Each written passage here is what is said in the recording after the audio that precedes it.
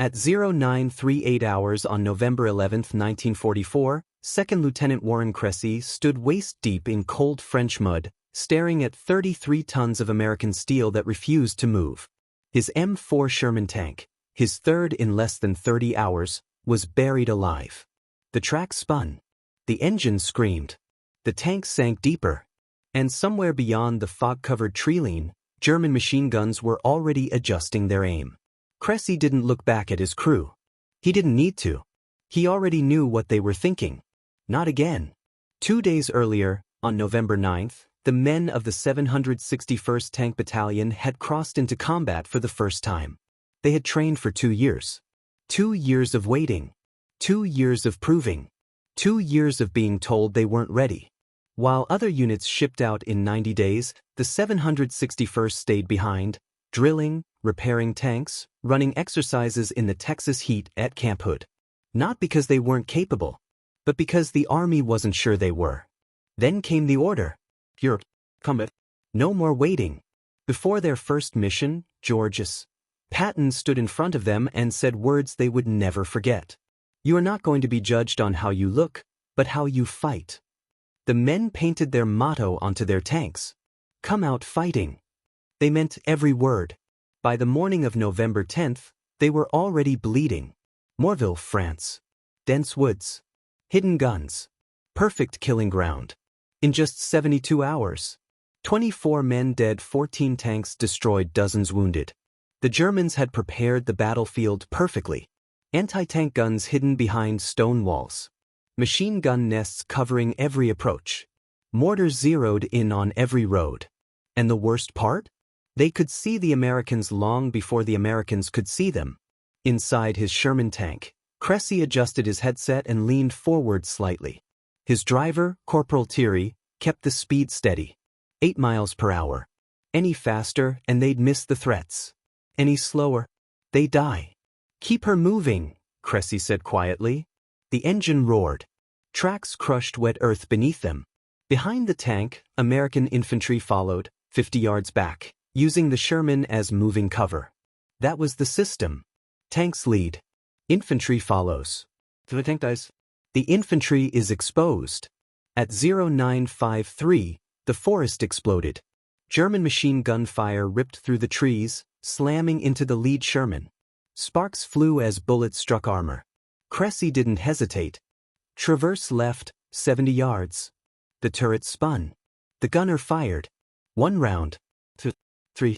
High explosive shells tore into the German position. Silence. 1 threat down. Dozens more waiting. At 0955, the first hit came. A violent metallic crack slammed into the right side of the tank. The entire vehicle shuddered. Cressy slammed against the turret wall. Report. Non-penetration. Thierry shouted. Hull intact. They were still alive. Barely. At 0957, the second hit came. Different angle. Different sound. This one didn't bounce. It punched through. Fire. Screaming. The inside of the Sherman turned into a furnace in seconds. The loader tried to reach the hatch. The gunner was yelling in pain. The engine compartment was burning. Cressy made the only decision that mattered. Stay inside and burn. Or get out and get shot. He chose to fight. Cressy pulled himself through the hatch and dropped to the ground beside his burning tank. Heat blasted his face. Smoke filled the air. And then he saw it. The German anti-tank gun. 40 yards away. Reloading. Aiming at the next American tank in line. They hadn't seen him. Not yet. To his left, an American half-track. Partially hidden behind a stone wall. Mounted on it, a Browning M1919 machine gun. Cressy ran. Bullets kicked up dirt around his boots. He didn't slow down. Didn't look back. Didn't think. He reached the half-track in seconds. Grabbed the weapon. Swung it toward the German gun crew. And pulled the trigger. The machine gun roared. Rounds tore through the German position. The crew never got their second shot off. Silence. But only for a moment. Cressy scanned the battlefield. Through the smoke. Through the chaos. He saw something worse. A church tower. 200 yards away. German observers. Calling in artillery. directing fire onto American infantry. Cressy adjusted the gun. Fired controlled bursts. Glass shattered. Figures dropped. The artillery stopped. For now. By 1015, the immediate threat was gone. Cressy stood beside the wreck of his tank. Alive. His crew, shaken, burned, but alive. At 10:40, a replacement Sherman arrived. Same armor. Same gun. Same weaknesses. Different chance. Cressy climbed back inside. No speech. No hesitation. No fear. Let's move. Because the mission wasn't over. It had barely begun. By 1400 hours, the 761st had advanced 800 yards. It had cost them more tanks, more blood, more lives. And still, the Germans held.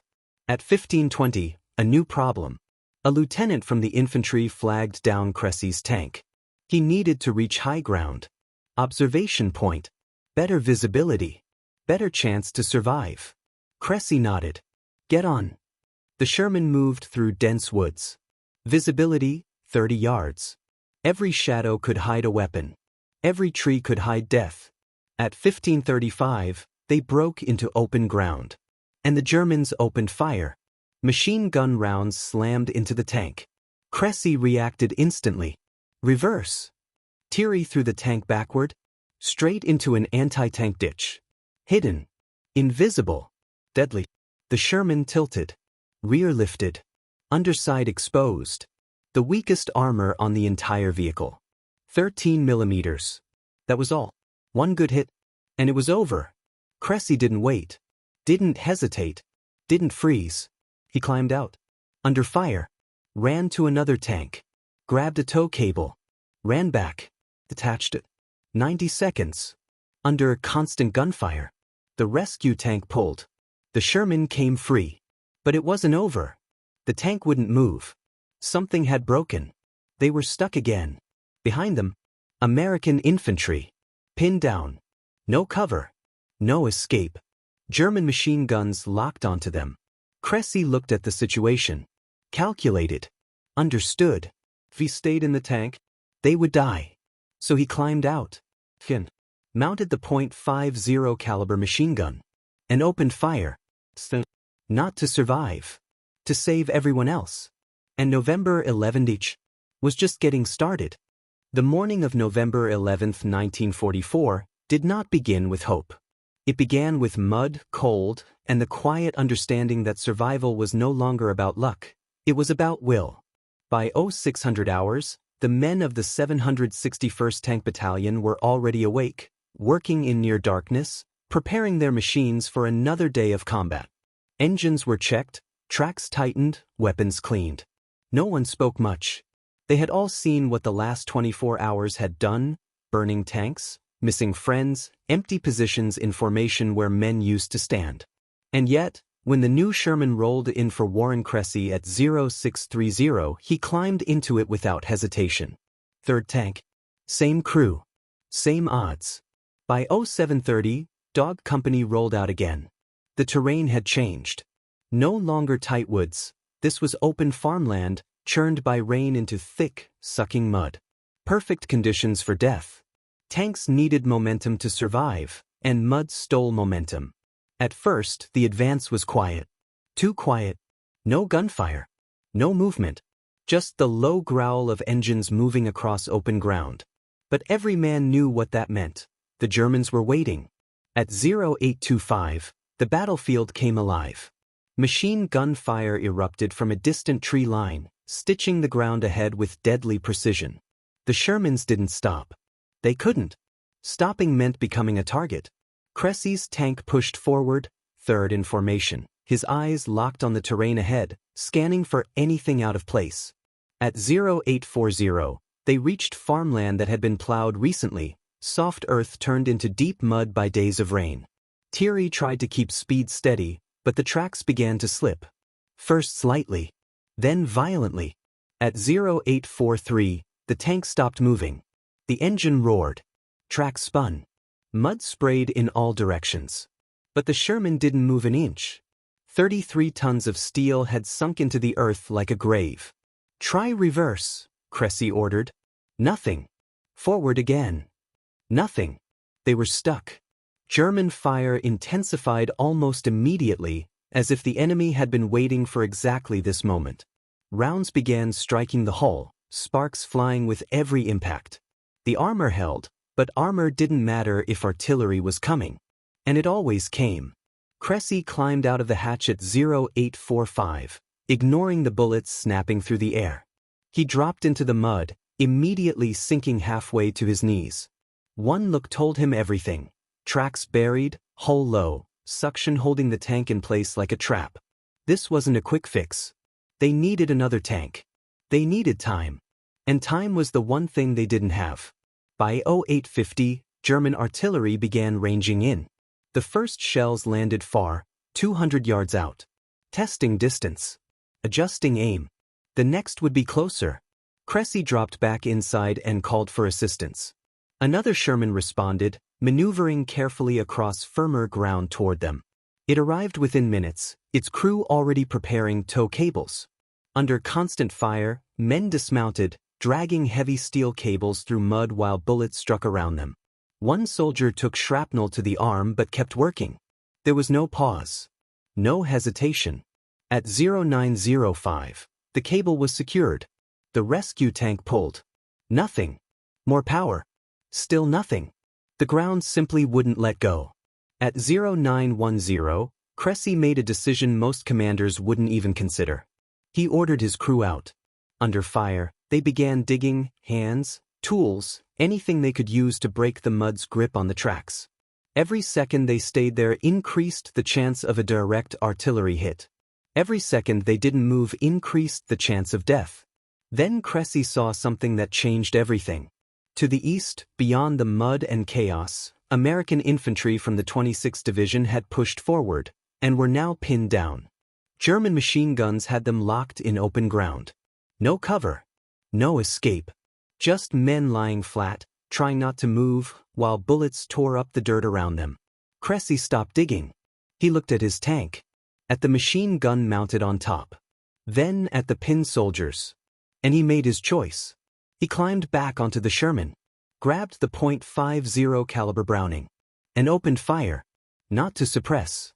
To destroy. The first burst cut across a German position behind a stone wall nearly 300 yards away. The weapon kicked hard, each round powerful enough to punch through cover. The machine gun position went silent almost instantly. He shifted to another, fired again. Then another. Each burst controlled. Each target deliberate.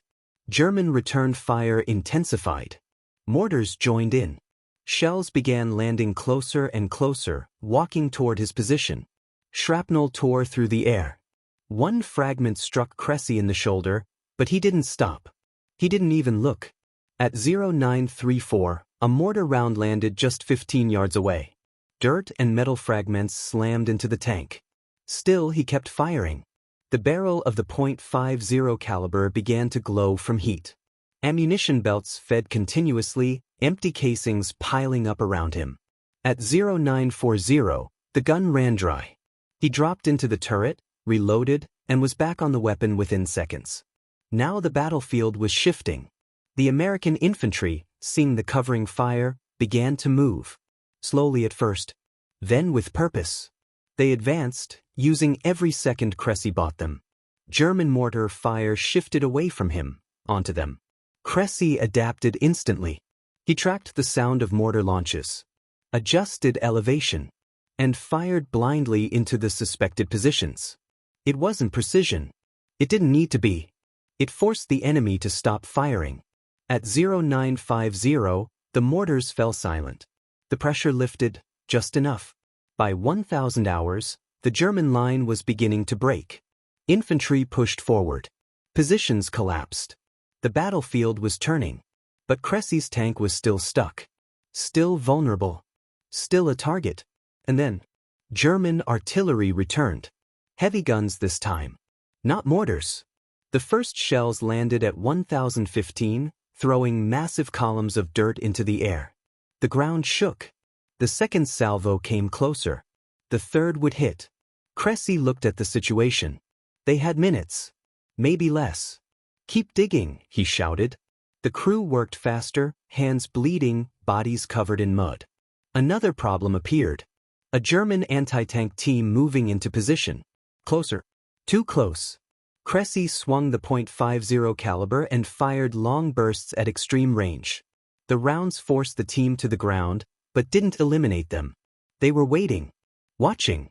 Ready to strike the moment he stopped. At 10:25, something changed. The Sherman shifted. Just slightly. Then more. The suction broke. The rescue tank pulled again. And this time it worked. The Sherman lurched free. Alive again. Mobile again. But the battle wasn't finished. Not even close. Because as Cressy looked north, he saw them. Not a squad. Not a platoon. An entire German force forming in the tree line. A counterattack. And it was coming straight at them. November 11th, 1944. 9:20 hours.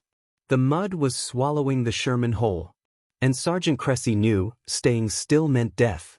Sound. Machine gun fire bursts, bullets hitting metal. Teary, driver, shouting. Sergeant. She's not moving. Tracks are spinning, no traction. Loader, breathing heavy. We're sitting ducks out here. We need to bail. Cressy, calm, controlled. No, not yet. Pause, artillery whistle overhead, explosion nearby. Narrator. Most men would have taken cover. Most men would have waited for help. But Warren Cressy wasn't most men. Metal hatch opens, wind rush, gunfire louder. Terry-shucked. Sergeant. Where the hell are you going? Covering them. Sound. Heavy .50 cal being cocked, metallic click. Narrator. Ahead. American infantry. Pinned in open ground. No cover, no escape. Sound. Distant shouting soldiers. Infantry soldier. Faint, desperate.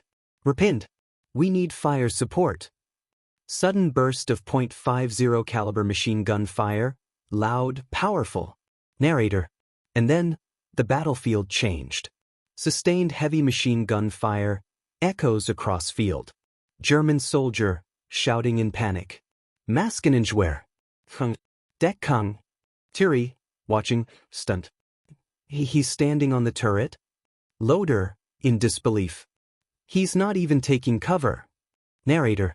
At 300 yards, every burst mattered. Every second meant life or death. Sound. Bullets tearing through dirt, hitting stone walls. Cressy, focused, muttering. Come on, show me where you are. Short burst fire. Silence from one enemy position. Narrator. One machine gun nest, silenced.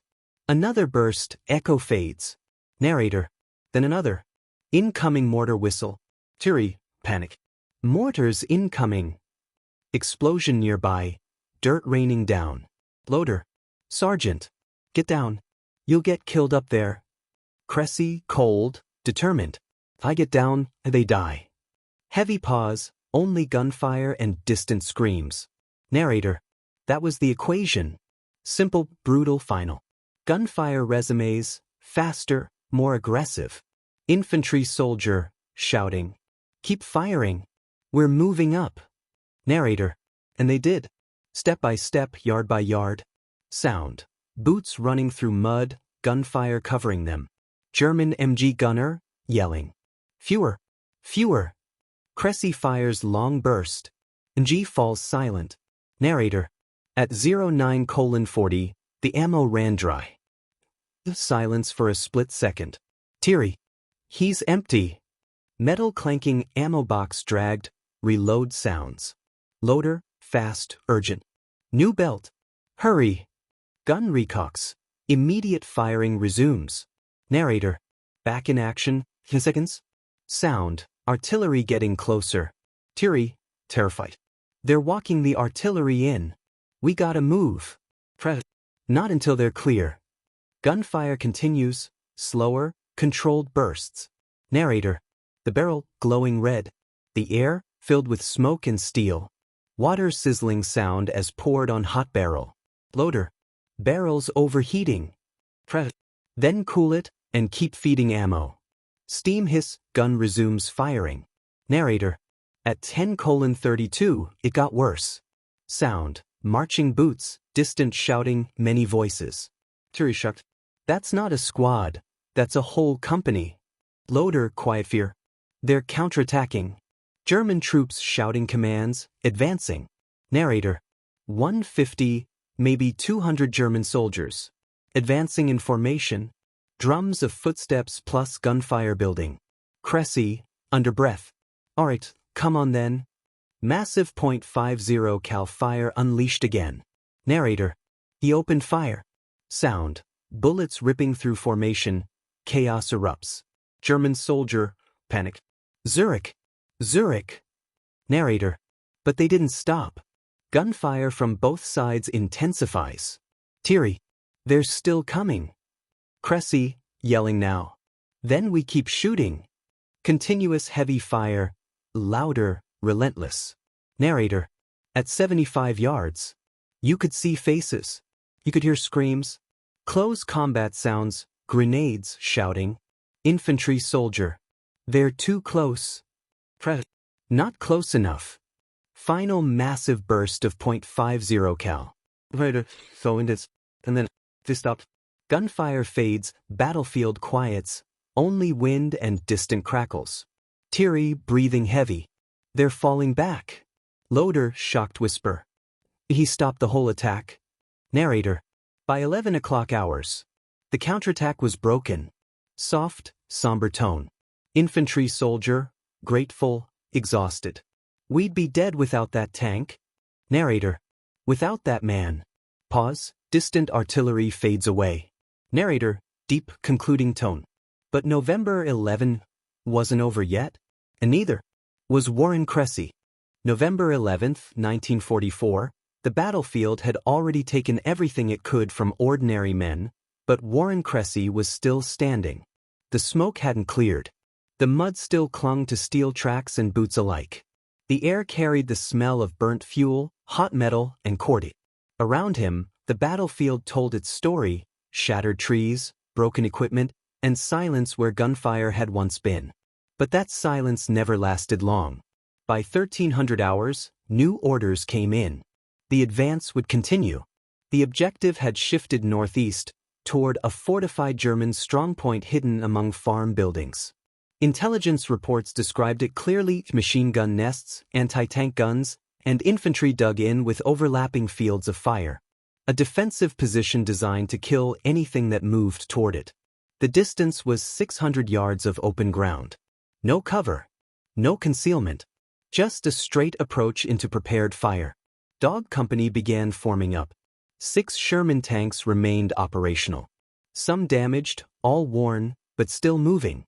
Engines rumbled back to life as crews prepared for what everyone understood: this would not be a clean fight. At 1,415 hours, the artillery barrage lifted. The moment it stopped, the battlefield felt exposed. Quiet for just a second, then movement.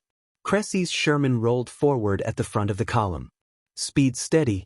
Direction fixed. No hesitation. At 500 yards, the first German anti-tank round cut through the air. They missed, but not by much. The second would be closer. The tank formation adjusted, zigzagging across the open ground. Every movement calculated, every second critical. At 450 yards, a direct hit struck one of the Shermans behind him. The explosion tore through the hull, igniting ammunition. The blast echoed across the field, fire and smoke rising instantly. There were no survivors. The advance didn't stop. It couldn't. At 400 yards, Cressy identified the source: an anti-tank gun hidden inside a stone barn. Concealed. Protected. Waiting. The Sherman's turret turned. The 75mm gun fired. The shell struck the structure, shattering stone and collapsing part of the wall. Dust and debris filled the air. The gun fell silent. At 350 yards, machine gun fire intensified. Multiple positions opened up at once. Tracers cut across the battlefield in intersecting lines. The sound was constant, sharp, violent, unavoidable. Cressy moved to the turret-mounted .50 caliber machine gun. The barrel was still worn from earlier fighting, but it didn't matter. It fired. At 300 yards, another anti-tank gun revealed itself. This one was better positioned, behind a reinforced stone wall at the edge of the strongpoint. A shell fired. It missed narrowly. The Sherman responded. One round. Then another. The second hit collapsed the wall. The gun was buried beneath stone and dust. At 200 yards, the battlefield became chaos. Continuous fire struck the advancing tanks. Most rounds deflected, some found their way through weak points. One crewman in a nearby Sherman was killed instantly through a narrow vision slit. The tank kept moving. There was no time to stop. No time to think. Only forward. At 150 yards, a Panzerfaust rocket struck Cressy's Sherman. The impact pierced the armor at an angle, sending fragments through the interior. Smoke filled the tank. 2 crew members were wounded. But the engine still ran. The tracks still turned. The tank kept moving. At 1,432 hours, the Shermans reached the German position. The distance had closed. The advantage shifted. The strongpoint collapsed under pressure. Machine gun nests were overrun. Surviving defenders either fled or surrendered. The position that had been designed to stop a battalion had fallen in less than 30 minutes. The cost was heavy. Tanks damaged. Men wounded. One vehicle destroyed. But the objective was secured. By 1500 hours, the battlefield settled again. Smoke drifted across the broken farm buildings. The wounded were evacuated. Crews assessed damage. Infantry regrouped. Cressy remained. Minor wounds. Nothing that would take him out of the fight. Word of his actions had already spread. Not through reports, but through soldiers who had seen it with their own eyes. A tank commander who refused to stay inside his tank. A soldier who kept fighting when the machine was gone. A man who turned a single weapon into a wall of fire. That afternoon, the battalion commander arrived. He had followed the radio traffic all day. Heard every report. Every call for support. Every moment where one tank had changed the direction of the fight. The decision was immediate. A battlefield commission. Sergeant Warren Cressy became Second Lieutenant Warren Cressy, effective immediately. One of the fastest promotions processed in combat during the entire campaign. But rank wasn't what defined that day. It was what had happened under fire. The advance continued in the days that followed. Through forests, through towns, through resistance that refused to break easily. The 761st Tank Battalion kept pushing forward. France, then Belgium, then into Germany itself. Winter came hard. During the Battle of the Bulge, temperatures dropped below freezing. Tanks failed to start. Weapons froze. Men endured conditions as deadly as the enemy. But they kept fighting. The battalion breached the Siegfried Line in early 1945, a defensive barrier that had been built to stop entire armies. They pushed through it, yard by yard. By May 1945, they reached Austria. The war in Europe was ending. German resistance collapsed. Cities fell silent. For most soldiers, survival to that point was victory enough. For Cressy, it was just the continuation of what he had already proven. Records would later show his actions across multiple engagements. Repeated instances of fighting outside his tank. Repeated moments where he exposed himself to direct fire to protect others. Hundreds of enemy positions neutralized. Countless lives saved. Medals followed. Silver Star. Bronze Star. Purple Hearts. But one award never came. The Medal of Honor recommendation, never approved. At the time, no African-American soldier had ever received it. Not during that war. Not yet. History would correct that decades later. But for Warren Cressy, it came too late. The 761st Tank Battalion returned home without parades. Without recognition equal to what they had earned. But among the men who had fought there, none of that mattered. They remembered November 10th and November 11th. They remembered the burning tank, the machine gun, the man who refused to stop. They gave him names. Iron Man, the most dangerous man in the battalion. Not because of rank, not because of medals, but because when everything broke, when tanks burned, when lines collapsed, when survival came down to seconds, he didn't step back. He stepped forward.